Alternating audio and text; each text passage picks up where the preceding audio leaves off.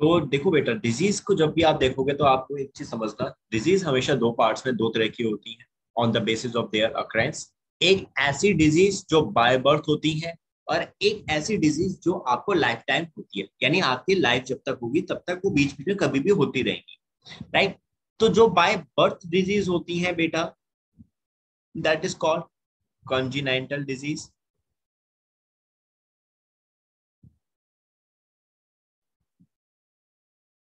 congenital disease congenital disease that is called inborn disease, which I said, inborn disease जो by birth, that is called inborn disease, या आप इनको बेटा that is also called genetic disease, इनको आप genetic disease भी कह सकते हो,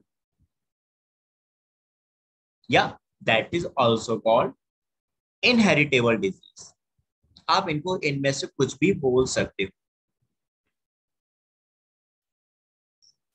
जेनेटिक डिजीज या इनहेरिटेबल डिजीज, ये हो गई आपकी कंजेनिटल डिजीज के दूसरे नाम।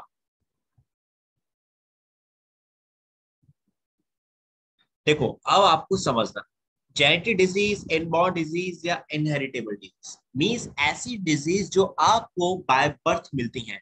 बाय बर्थ मिलने का मतलब जो आपको आपके पेरेंट्स से मिलेंगी, ऐसी डिजीज जो सपोज करो पेरेंट्स के अंदर थी, और वही डिजीज क्या हुई, पेरेंट्स के डीएनए के थ्रू आपके अंदर भी आ गई, तो that kind of disease is called congenital disease, या that is called inborn disease या जेनेटिक डिजीज। बात समझ में आई बच्चों?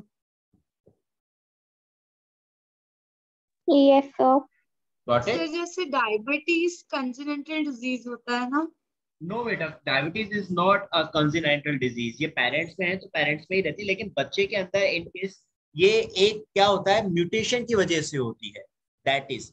ये देखो समझना जिज्ञासा, यहाँ मैंने आपको दो डिजीज बताई है, कंजेनिटल डिजीज के दो अलग अलग नाम बताए, एक बताया इनबॉर्न डिजीज, एक बताई जेनेटिक डिजीज, ये सबके सब सेम है, बस हल्का सा डिफरेंस आता है बेटा।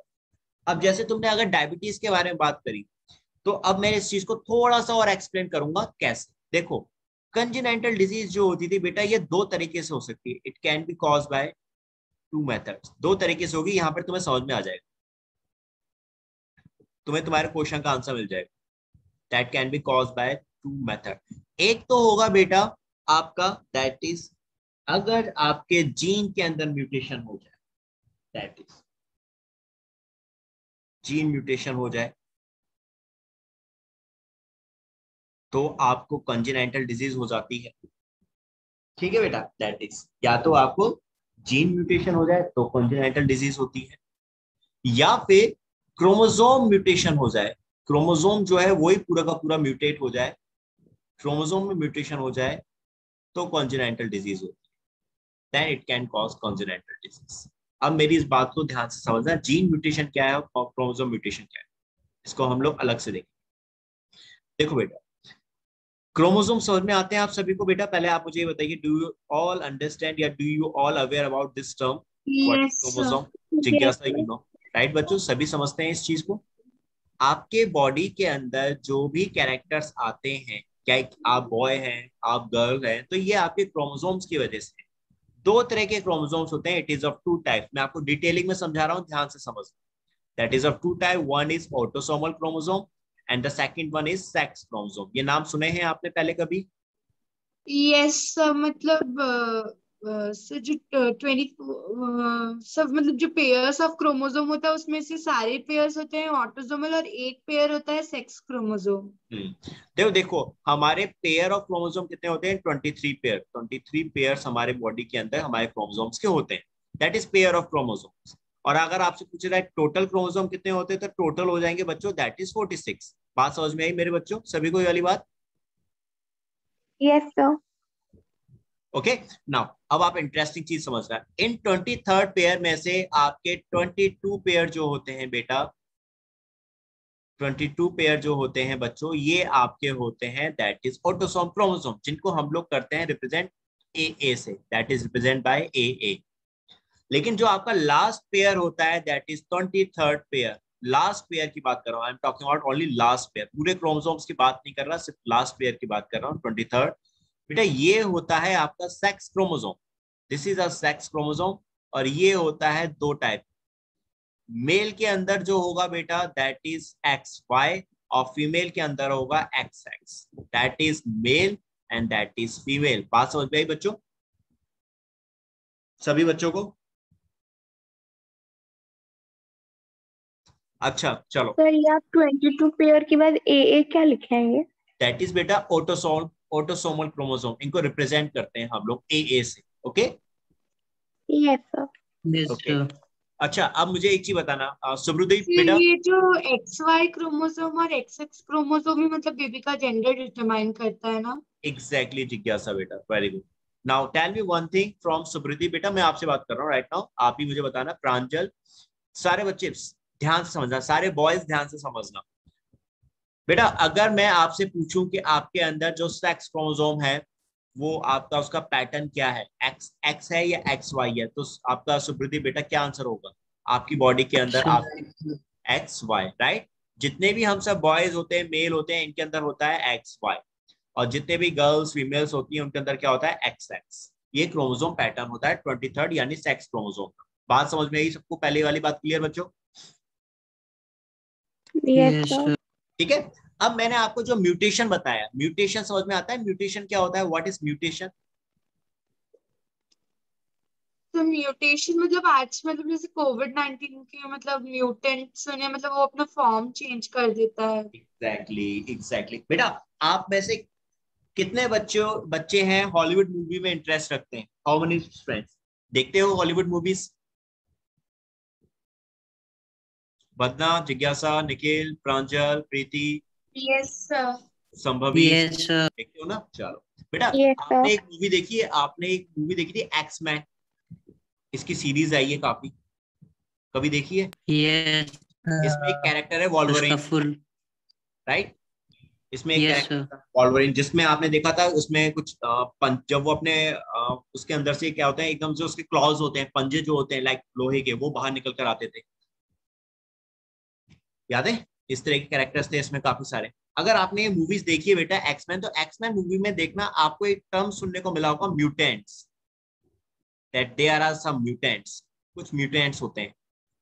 म्यूटेंट का मतलब होता है बच्चे दैट इज अ ऑर्गेनिज्म, ऐसे ऑर्गेनिज्म जिसके अंदर म्यूटेशन हो जाता है उनको हम लोग म्यूटेंट्स कहते हैं। Those organisms in which the mutation occur, they are called mutants, उनको हम कहते थे। अब म्यूटेशन क्या है? म्यूटेशन में बेटा एक सीधी सी लाइन आपको ध्यान रखनी होती है, that means sudden changes in gene और इधर क्रोमोसोम।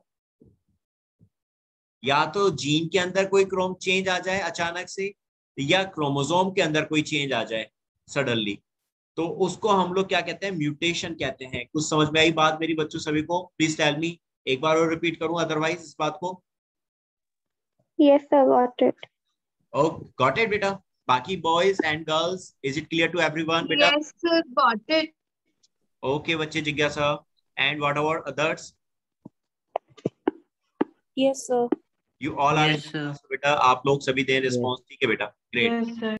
राइट? तो आप म्यूटेशन को समझ चुके हैं, नाउ यू अंडरस्टैंड। अगर क्रोमोसोम के अंदर म्यूटेशन हो रहा है तो दैट इज क्रोमोसोमल म्यूटेशन, और अगर जीन के अंदर म्यूटेशन हो रहा है तो दैट इज जीन म्यूटेशन। ये दो टर्म समझ में आ गए पहले तो, अब जीन म्यूटेशन और chromosome mutation, is it clear? Yes sir.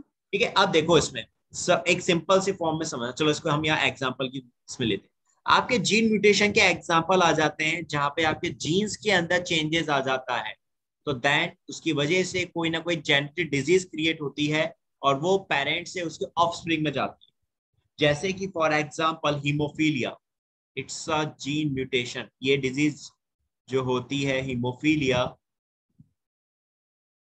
ये जीन पे जब म्यूटेशन होता है तो उस पे होती है। Colour blindness, that is also colour blindness, ठीक है, कलर ब्लाइंडनेस एंड हीमोफीलिया, ये दो डिजीज हैं जो जीन म्यूटेशन की वजह से होती हैं, which is occur due to the gene mutation. पहली वाली बात समझ में आई बच्चों?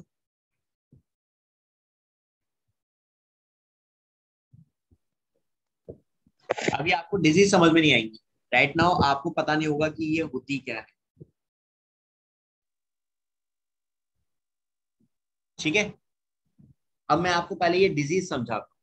देखो, आपका हीमोफीलिया या कलर ब्लाइंडनेस, ये दोनों जो होती हैं ये जीन पे म्यूटेशन की वजह से होती हैं, और वो जीन कहाँ होना चाहिए, दैट इज तो हीमोफीलिया ब्लड रिलेटेड डिजीज होता है जिसमें क्लॉट यस करने में परेशानी होती है। Yes exactly exactly. देखो, आपका चाहे हीमोफीलिया की बात करो चाहे आपके कलर ब्लाइंडनेस की बात करो, इसका जो जीन होता है वो कहाँ प्रेजेंट होता है, सेक्स क्रोमोसोम। तो इसलिए ये पेरेंट से उसके ऑफस्प्रिंग में ट्रांसफर हो जाती है। बात क्लियर? नहीं आई होगी समझ, अभी समझ में नहीं आई होगी। चलो पहले मैं इसको पहले समझा देता हूँ, हीमोफीलिया है क्या और कलर ब्लाइंडनेस क्या है, पहले आप इसको देखो। देखो बेटा, हीमोफीलिया जो जिज्ञासा ने अभी बताया वही है। हीमो दैट इज आपका ब्लड होता है, हीम उससे लिया गया है। इसमें बेटा ब्लड क्लॉटिंग जो होती है वो नहीं हो पाती। आपको जब चोट लगती है तो आप देखते हो आपका जो ब्लड होता है बेटा, क्या वो कंटिन्यूअसली बहता है या कुछ टाइम के बाद रुक जाता है? कोई बताएगा मुझे? सर रुक जाता है, नहीं तो एक्सेसिव ब्लीडिंग हो जाएगी। राइट बेटा, हाँ, रुक जाता है ना आपका ब्लड, क्योंकि क्लॉटिंग हो गई है, यानी आपका ब्लड अब बहना रुक चुका है। लेकिन जिनके अंदर हीमोफीलिया होता है, यानी जिन पर्सन को हीमोफीलिया हो गया, उनके अंदर अगर आप हल्का सा भी कट लगा दोगे, लाइक सपोज करो चाकू से भी हल्का सा कट लग गया अगर उंगली पे, तो बेटा क्लॉटिंग नहीं रुकती है, यानी आई मीन क्लॉटिंग नहीं होती है, ब्लड बहना नहीं रुकता, वो कंटिन्यूअसली ब्लड बहता रहेगा बहता रहेगा बहता रहेगा। सो ऐसे पर्सन्स बहुत सेंसिटिव होते हैं, इनको चोट बिल्कुल भी नहीं लगनी चाहिए। अब आपको समझ में आया बेटा आपका हीमोफीलिया क्या होता है सभी बच्चों को, जिसमें आपका ब्लड जो होता है वो क्लॉट नहीं हो पाता है, रुकता नहीं है बहना, वो कंटिन्यूअसली ब्लीडिंग होती रहेगी सर पर्सन। अगर जैसे कि बाई मिस्टेक अगर लग भी गया और खून निकलने लगा तो फिर उस कंडीशन में सर वो क्या करेंगे, बेटा वैसे तो अगर अगर ऐसी कंडीशन, हाँ लग ऐसी गया। कंडीशन, राइट, अगर ऐसी कंडीशन आ जाती है ना, लाइक किसी वजह से एक्सीडेंटली लग गया, गलती से चोट लग गई अगर, तो बेटा उनको सबसे पहले तो मेडिकल इमरजेंसी की जरूरत पड़ती है कि उनको सीधा समझ तो हॉस्पिटलाइज। ब्लड बैंक से ब्लड चढ़ाते हैं ना। नहीं नहीं नहीं बेटा, ब्लड बैंक से ब्लड तो बात की बात है। हम लोग क्या करते हैं जब ऐसे पर्सन्स को, लाइक सपोज करो कि ऐसे पर्सन्स हैं जिन्हें हीमोफीलिया हो गया एंड अगर उन पर्सन्स को गलती से चोट लग गई है, ब्लीडिंग हो रही है, तो सबसे पहले तो हमें जो सबसे जरूरी कंडीशन है कि उनको आप सबसे पहले कहाँ लेके जाएं, ब्लड बैंक में लेके जाएं, आई मीन सॉरी हॉस्पिटल लेके जाएं। पहले वाली बात समझ में आई? सबसे पहले आप उनको क्या लेके जाएं, हॉस्पिटल्स लेके जाएं। देन उसके बाद बेटा क्या होता है, उनका उनको हॉस्पिटल्स में क्या किया जाता है, उनकी बॉडी के अंदर बेटा इंजेक्शंस लगाए जाते हैं, ठीक है, जिनको हम लोग क्लॉटिंग फैक्टर्स कहते हैं। क्लॉटिंग फैक्टर का मतलब बॉडी के अंदर क्लॉट तो बन नहीं पा रहा, उनका क्लॉट तो हो नहीं पा रहा है, तो हम उनको आर्टिफिशियली इंजेक्शंस देते हैं बाहर से बॉडी में, ताकि उनके ब्लड के अंदर क्लॉट्स बन सके और उनका ब्लड जो बह रहा है वो बहना रुक सके। अब बात समझ में आई?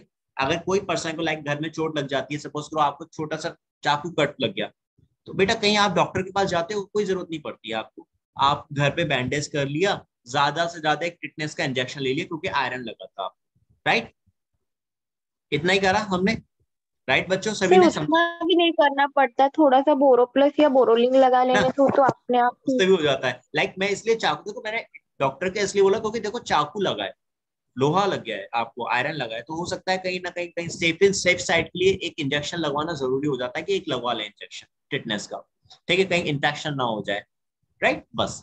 अदरवाइज आपको कोई हॉस्पिटल में एडमिट होने की जरूरत नहीं। लेकिन अगर किसी पर्सन को हीमोफीलिया है तो बेटा उसको सबसे पहले हॉस्पिटलाइज करना पड़ता है। हॉस्पिटलाइज करने के बाद फिर वहां पर उनको बेटा अलग से इंजेक्शन दिए जाते हैं जिसमें आपका क्लॉटिंग फैक्टर्स होते हैं, जो बताओ ऐसी चीजें होंगी, ऐसे केमिकल्स होंगे जो ब्लड के अंदर क्लॉट्स बनाएंगे, और ताकि उस पर्सन का जो ब्लड बह रहा है वो रुकना बंद हो। अब बात समझ में आ गई? बात सभी को बंदा बेटा, is it clear now? Yes sir. And बाकी बच्चों को भी वाली बात समझ में आ गई ना बेटा, हीमोफीलिया क्या होता है, अब सभी को समझ में आ गई डिजीज? सर फिर तो जिन लोगों को हीमोफीलिया होता होगा वो लोग को मतलब कि बहुत ही ज्यादा केयरफुल रहना होता होगा। अगर एग्जैक्टली सर ऐसे कट भी लग गया तो भी एडमिट हो जाएंगे ना वो लोग। एग्जैक्टली उनको एडमिट तो नहीं, लेकिन ये उनको हॉस्पिटल जाना पड़ेगा फटाफट। जितना जल्दी हो सके उतनी जल्दी उनको हॉस्पिटल पहुंचना है, उनको अपनी बॉडी के अंदर इंजेक्शन लेने हैं। दैट इज वेरी इंपॉर्टेंट, नहीं तो वो कंटिन्यूसली ब्लीडिंग होती रहेगी और एक्सेसिव ब्लड लॉस हो जाएगा। Got it? Yes sir. अब बच्चों यस बाकी सर। सभी को समझ में आई ना ये वाली बात? आंसर मिल गया सभी को? और हीमोफीलिया क्या होता है समझ में आ गया सभी को बच्चों? Yes sir. अब मैंने आपको क्या बताया था हीमोफीलिया में, दूसरी पॉइंट की ये सेक्स क्रोमोसोम पर है। आपका हीमोफीलिया का जो जीन होता है ये सेक्स क्रोमोसोम पर प्रेजेंट होता है। अगर इस जीन में म्यूटेशन हो जाए तो आपका क्या होता है बेटा, हीमोफीलिया हो जाता था। और सेक्स क्रोमोसोम पर है तो सीधी सी बात है पेरेंट्स से उनके ऑफस्प्रिंग में ट्रांसफर होगा। आप एक चीज ध्यान रखना, जब भी बेटा आपके जेनेटिक कैरेक्टर्स जो पेरेंट्स से आपकी बॉडी के अंदर आते हैं केवल सेक्स क्रोमोसोम के थ्रू आते हैं, केवल एक्स वाई या एक्स एक्स के थ्रू आएंगे।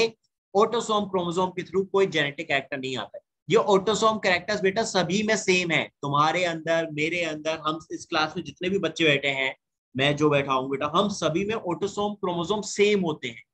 इनका कोई फंक्शन में कोई चेंजेस नहीं होता बेटा। जो काम आपकी बॉडी के अंदर कर रहे हैं वही काम मेरी बॉडी में करेंगे ये ऑटोसोमल क्रोमोसोम। लेकिन चेंजेस जो आता है वो आता है सिर्फ सेक्स क्रोमोसोम की वजह से।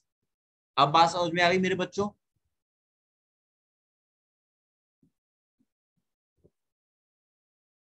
इज इट क्लियर बच्चों? फिर से रिपीट करूं? Yes sir. Yes sir. Should I repeat it yes again? Sir. Okay. Sambhavi, Ratnapriya, Rajesh, Preeti, बच्चों आप लोगों को एक बात समझ में आ रही है? वापस रिपीट करूं? Yes sir. समझ गए। Yes sir. It's clear. Clear? चलो, तो ये हो गया आपका हीमोफीलिया। अब आ जाओ now club blindness. Second one जो मैंने बताया था जीन म्यूटेशन की वजह से जो डिजीज हो रही है ये है क्लब ब्लाइंडनेस। क्लब ब्लाइंडनेस का मतलब बच्चों ऐसी डिजीज जिसमें कि पर्सन रेड और ग्रीन इन कलर्स में डिफरेंशिएट नहीं कर पाता है, इन कलर को आइडेंटिफाई नहीं कर पाता है। अगर आप उसके सामने रेड और ग्रीन कलर दिखाओगे तो नहीं पहचान सकता कि ये रेड है कि ग्रीन है। इन दोनों में इसको डिफरेंशिएशन नहीं होगा। ये बाकी सारे कलर्स आराम से देख लेगा, लेकिन सिर्फ रेड और ग्रीन को डिफरेंशिएट नहीं कर पाता। आपको अगर मैं रेड कलर दिखाऊं, ग्रीन कलर दिखाऊं, तो आपको आराम से नजर आएगा कि हाँ ये रेड है या ग्रीन है। लेकिन कलर ब्लाइंड पर्सन को आप उसको ये कलर नजर नहीं आता है। Is it clear now? ठीक है सर। ठीक है, यानी वो ये कलर पहचान नहीं पाएगा। इसलिए जो लोग रेलवे में जब अपना एग्जाम देते हैं बेटा और जो रिटन क्लियर करते हैं तो उनका जब फिजिकल होता है तो कलर ब्लाइंड का टेस्ट किया जाता है उनका हमेशा कलर ब्लाइंड का टेस्ट होगा। कंपलसरी है भाई, रेड और ग्रीन को पहचान नहीं पाएगा, पता चला एक्सीडेंट करा दिया। Yes sir. इसीलिए ये बहुत इंपॉर्टेंट चीज होती है, बहुत इंपॉर्टेंट डिजीज है। ये दोनों डिजीज बेटा आपके पेरेंट्स से आपके अंदर आते हैं। ठीक है, पेरेंट्स से उनके जो ऑफस्प्रिंग है ड्राइविंग लाइसेंस बनाने से पहले भी ये टेस्ट होता है ना, कलर ब्लाइंडनेस टेस्ट? बेटा होना तो चाहिए पर होता नहीं है बहुत जगहों पे। ओके, लेकिन रेलवे में ऐसा नहीं है, रेलवे में करना पड़ता है वहां पे। आप ड्राइविंग लाइसेंस बनवाने जाएंगे तो ऐसा कुछ नहीं है कि मैंडेटरी नहीं है कलर ब्लाइंड का टेस्ट कराना ही कराना है। This is not mandatory. ठीक है, ड्राइविंग लाइसेंस के लिए जरूरी नहीं है कि आपको 4 व्हीलर भी चलाना है, वो बन जाता है। सॉरी मैं रिकॉर्डिंग कर रहा हूँ। Okay, but in sir railway, फिर ऐसे केस में तो जिस आदमी को मतलब कि रेड और ग्रीन दिखाई नहीं देता है वो तो ठोक देगा गाड़ी। हाँ जी बच्चे, वो ठोक देगा गाड़ी। ओके बच्चों, क्लियर सर हुई है? अगर उसको मतलब कि रेड और ग्रीन में डिफरेंशिएट नहीं कर पाता है तो मतलब जहां जहां रेड और ग्रीन कलर होता है उसको दिखाई नहीं देता या फिर आपको मतलब पहचान कुछ ही नहीं और सकता। अलग कलर? नहीं बेटा, वो पहचान ही नहीं पाएगा। अगर आप उसको रेड कलर दिखा रहे हो ना तो वो, यार ग्रीन कलर दिखाओ, वो पहचान ही नहीं पाएगा ये रेड या ग्रीन है।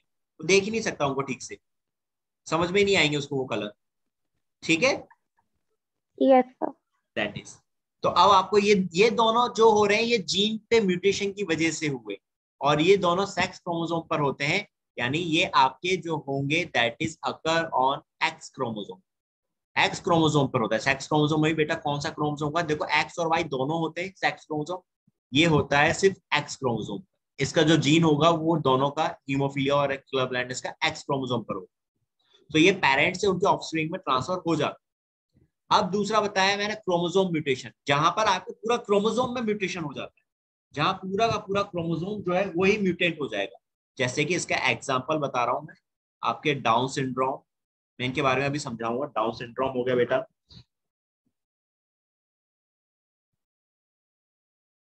डाउन सिंड्रोम हो गया, क्लिनफेल्टर सिंड्रोम हो गया बेटा, डाउन सिंड्रोम, क्लिनफेल्टर सिंड्रोम,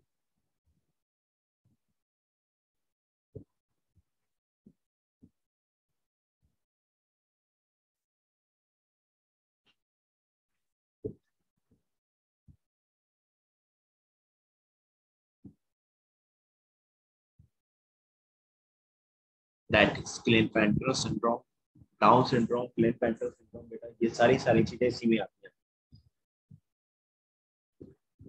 अब समझ लो आपका ये है क्या, down syndrome, Klinefelter syndrome.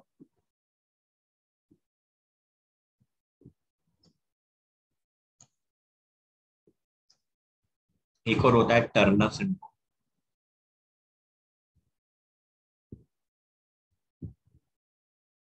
Turner syndrome ये क्रोमोसोम्स पे होते हैं बेटा म्यूटेशन। जब क्रोमोसोम पे म्यूटेशन हो जाए, पूरा जीन पे नहीं हो रहा, पूरा क्रोमोसोम पे हो रहा है म्यूटेशन, तो दैट इज आपका क्या होता है, डाउन सिंड्रोम, क्लिनफेल्टर सिंड्रोम या टर्नर सिंड्रोम हो सकता है। इसको समझना। देखो डाउन सिंड्रोम में क्या हो रहा है, डाउन सिंड्रोम के अंदर आपका जो ये म्यूटेशन होता है ये 21st क्रोमोसोम पर होता है। दैट इज 21st जो आपका क्रोमोसोम है बेटा, इस पे म्यूटेशन हुआ, और म्यूटेशन की वजह से क्या हुआ बेटा, एक एक्स्ट्रा क्रोमोसोम आके ऐड हो, एक एक्स्ट्रा क्रोमोसोम आके ऐड हो। तो जब आपके 21st क्रोमोसोम पे एक एक्स्ट्रा क्रोमोसोम आके ऐड हो गया बेटा, तो क्या हो जाता है, दैट इज डाउन सिंड्रोम होता है। अब मुझे बताओ 21st क्रोमोसोम है बेटा, पहले तो ये बताओ ये ऑटोसोमल होगा कि सेक्स क्रोमोसोम होगा? Sir autosomal. ओके, जिज्ञासा सेड ऑटोसोमल बेटा। बाकी बच्चों और किसी का कोई गैस? तो मुझे ऑटोसोमल ही लगता है। Autosomal, okay. ओके बंदा। Pranjal, Preeti, what about your answer? Is it autosomal और सेक्स क्रोमोसोम? Sir autosomal.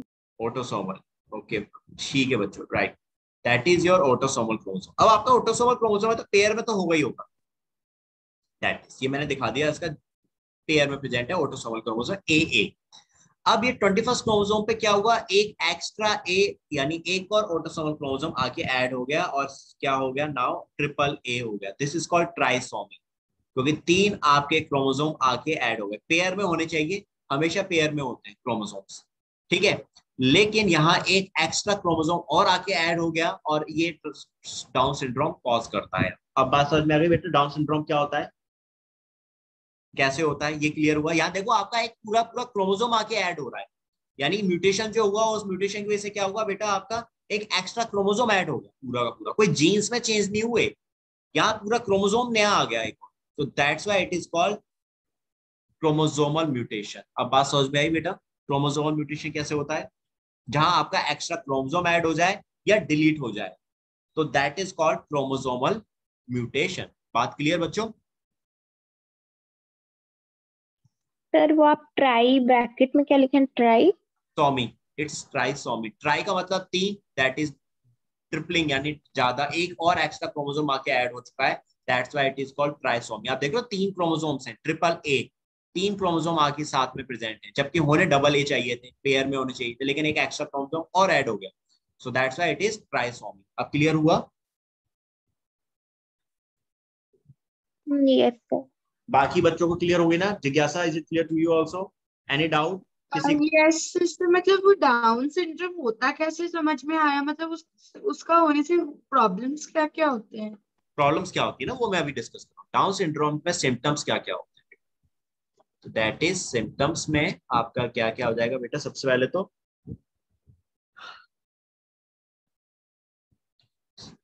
पहले तो जो इसकी मेंटल डेवलपमेंट है बेटा, बहुत स्लो होगी, स्लो मेंटल डेवलपमेंट।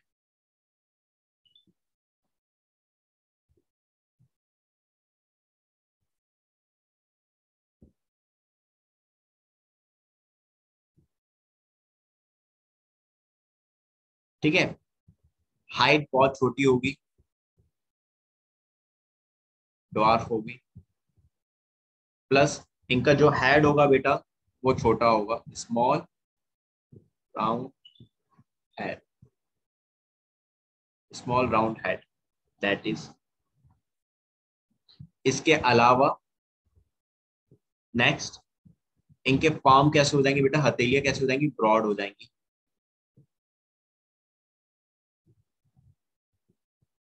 ठीक है, वो हो जाएगी, दैट इज बेटा। ठीक है बच्चों, वैसे और भी कैरेक्टर्स होते हैं बट मैंने अभी आपको सिर्फ इतने ही बताया। क्लियर ये वाली बात? सर ये वाला जो डाउन सिंड्रोम है, फिर ये जब बेबी पैदा होता है तभी पता चल जाता है या नहीं, बाद मतलब में जब वो ग्रो करना शुरू करता है? ग्रो करता है, जब उसकी जब ग्रोथ होनी शुरू होती है तब पता तो चलता है। मतलब अगर सिम्टम्स है तो मतलब ग्रो करता होगा।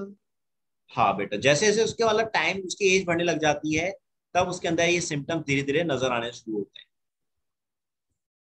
आपने बौने देखे छोटे लोग ऐसे? यस ये सर। सर मतलब उस डिजीज को ड्वार्फिज्म बोलते हैं ना। एग्जैक्टली, दैट इज डॉर्फिज्म जो होते थे बेटा। आपके जो डाउन सिंड्रोम होते हैं ये कैरेक्टर्स जो आपके डॉर्फिज्म होते हैं, यानी जो आपके बौने लोग होते हैं, उनसे काफी मिलते जुलते होते हैं।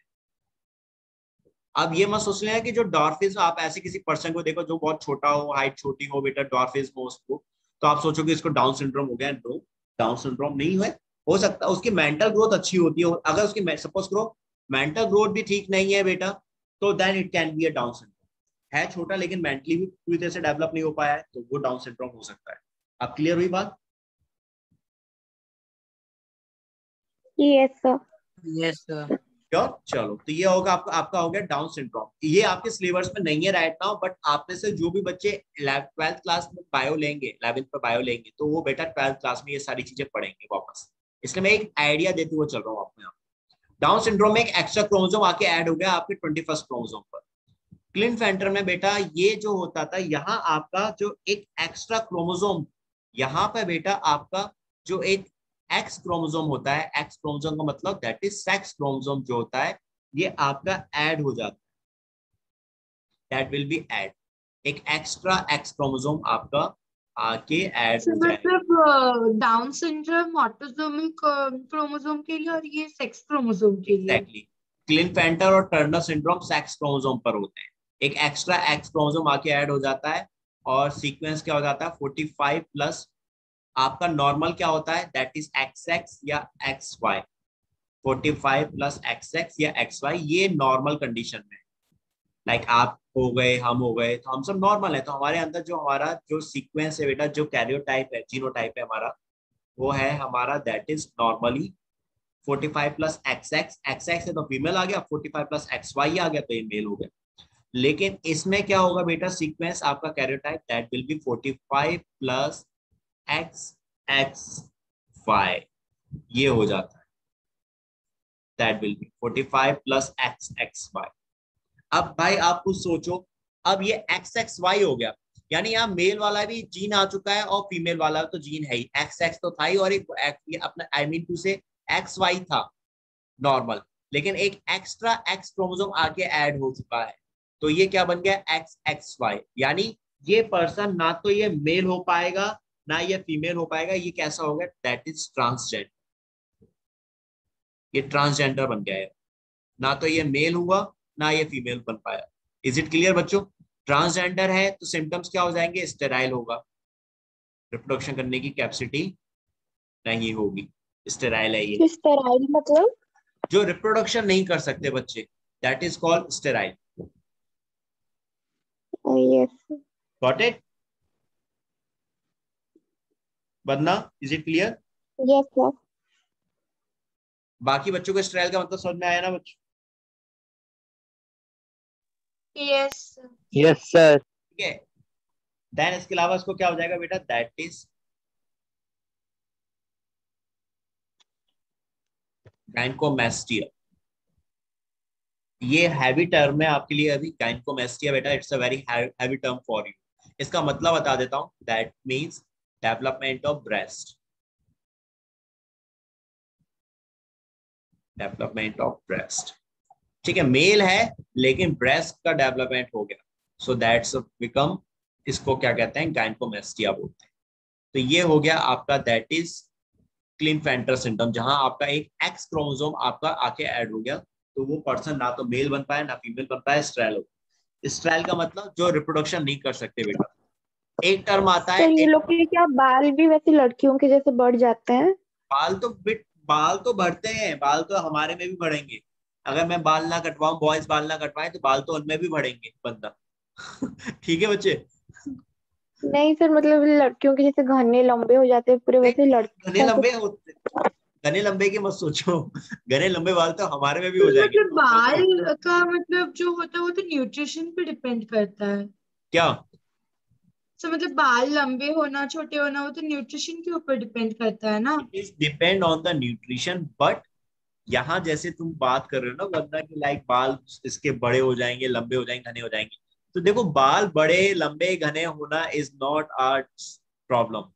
ये तो बॉयज में भी बाल अगर ना कटवाओ तो उनमें भी बड़े होते हैं, लंबे हो जाएंगे, हमारे में भी लंबे हो जाएंगे, घने हो जाएंगे अगर हम ना कटवाएं तो। लेकिन बॉयज अपने बाल चिल हैं, कटवा सकते हैं, ये हमारे लिए प्लस पॉइंट है। तो नहीं बढ़ते हम नहीं बढ़ने देते, ओके। अब गर्ल्स नहीं करवाते तो उनको बाल बड़े हो जाते हैं, बस सीधी सी बात है ये तो। ठीक है बंदा, इसको इस बालों का बढ़ना इज नॉट अ सिम्टम, इस डिजीज से रिलेट मत करो उसको, ठीक है। Yes sir. हम्म। तो आपको अब क्लिनफेल्टर सिम्टम समझ में आ गया। अच्छा हाँ, एक टर्म बता रहा था, एक देखो, एक टर्म होता है इनफर्टाइल और एक टर्म मैंने आप सभी को अभी बताया sterile. One is infertile, second is sterile.